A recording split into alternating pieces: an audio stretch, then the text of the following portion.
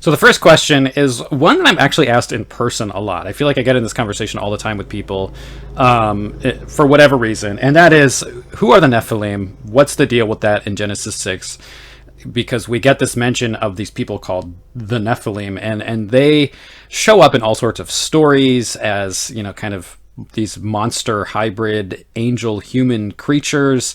And people just have all sorts of bizarre conspiracies about them, and it's one of those, people are very much interested in mysteries, and there are a few of those things in the Bible that are just mentioned offhand, and they're not really explained very much in depth. It's just kind of like, oh, by the way, this thing happened, or there's this thing, and there's kind of an assumption that, oh yeah, and the readers know what we're talking about. And today when we look at this, we say, what is this all about? So there's kind of a necessary, I think, human intrigue in those things that we don't really have answers to. What's going on here? This is something very, mysterious. What's this all about? So I want to give my perspective on the Nephilim, what I think is going on there. First, I would say there are a bunch of different interpretations of this text, and when we look at, Second Temple Jewish literature, if you look at the Book of Enoch, for example, there are a lot of ancient Jewish interpretations of this text that do see something supernatural going on there. So that is an ancient interpretation. Some people still hold those interpretations today. Personally, I hold a different view. So let me explain exactly what that is. And Meredith Klein talks about this in Kingdom Prologue, and I think he has a good explanation of it. So this is in Genesis chapter 6. Starting in verse 4. The Nephilim were on the earth in those days, and also afterward, when the sons of God came into the daughters of men, and they bore children to them. These were the mighty men that were of old, the men of renown. And then right after that, verse 5, the Lord saw that the wickedness of man was great in the earth, and that every imagination of the thoughts of his heart was only evil continually. So this is right before the flood. And, the first chapters of Genesis is such a broad overview, and there's so much that we would want to know between the creation of man and the flood, and there's just this huge overview of what happens in these very broad strokes.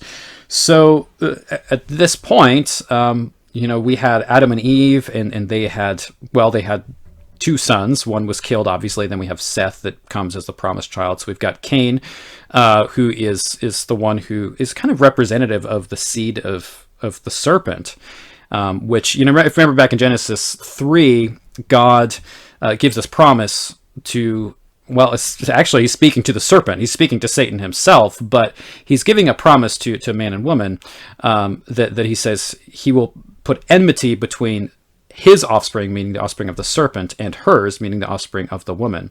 And then he talks about how the seed of the serpent is going to strike the heel of the seed of the woman, but the seed of the woman is going to crush the head of the serpent. So this kind of imagery is messianic imagery. This is a messianic prophecy about Christ, which is the ultimate fulfillment of this, that ultimately Christ is going to come crush the head of the serpent. But prior to getting to that, we do have this idea of the two seeds, or these two lines. And so we have the seed of the serpent, and then we have the seed of the woman. So we have the seed of wickedness, essentially, and then we have the promised seed. And so I think it's in that context that we have to understand what's going on here, because that's what's in discussion here. We have the line of Cain, which is a line of wickedness, and then we have Lamech afterwards, who's more evil than Cain, and some crazy things start happening, and then we have the promised line. And at this point in the narrative, Noah and his family are the only ones in that promised line who are still being faithful. So this idea of the Nephilim is a setup for that. So, the Nephilim are a result of the sons of God coming into, having marital or sexual relations with the daughters of men, and then they bear children together. So the question is, what are the sons of God and what are the daughters of men? Now, in a more kind of supernatural interpretation, one that might sound a little bit more exciting, we have this interpretation that the sons of God are essentially angelic beings, or really here, demons. And then the daughters of men would be human daughters. So sons of God is taken literally as, they're divine beings in some sense, perhaps. And so they're angelic beings in one interpretation. So this would be demons sleeping with humans and then creating these angel-human hybrids, whatever that means. So the Nephilim are this mixture between angels and human, and they're not really one or the other. And that's the wickedness that then results in all of this other stuff. I think there are a bunch of problems with that. The first is, and the things that we know about angels in Scripture definitely don't point to them having literal physical human bodies. They do show up in human form at times. But we don't know that they can actually have sex. And even if they can, they probably can't procreate. I don't see any reason why we would think that they could, because angels don't procreate. All the angels were created at once. We don't have angelic marriage, and that's mentioned in the New Testament. Jesus talks about this when he talks about how there is no marriage in heaven, and he says you'll be like the angels. In other words, they don't get married. So if they don't reproduce, they don't marry, why would they have the ability to have children at all? It doesn't really make sense with what we know of angels otherwise. So, that's the first point. The other is just contextually, there's no mention of anything like that. When you look at what's going on in Genesis, we have these two lines, okay? The seed of the serpent, seed of the woman, that sets up this whole narrative that's going on here. And what we have is the holy seed being then corrupted. And the corruption happens as a result of this intermarriage. And specifically, it's sons of God, so it's men who are in this promised line, who are sons of Seth, who are marrying the daughters of men, meaning the ones who take upon themselves the religion of men, or the seed of the serpent. And so what this is about is the corruption that comes through intermarriage with those who are unbelieving. And this especially makes sense in light of when this is given or when this is written down. So, I believe in Mosaic authorship. So if this is Mosaic authorship here, this is Moses writing to the people of Israel, and the people of Israel are right now on they're on the border of the promised land. They're about to get to the promised land. And God is going to give continual warnings when they get to the promised land that they're not to marry Canaanite women.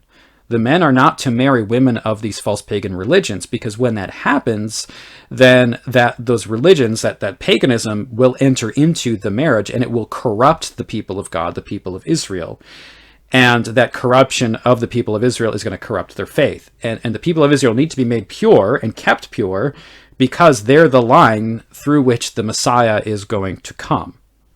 So this serves in a way as a warning of Moses writing down what happens here, to say, hey, look what happens when this intermarriage does occur. People fell away from faith. They just buy into total wickedness when the seed of the woman and the seed of the serpent, intermarry in this way.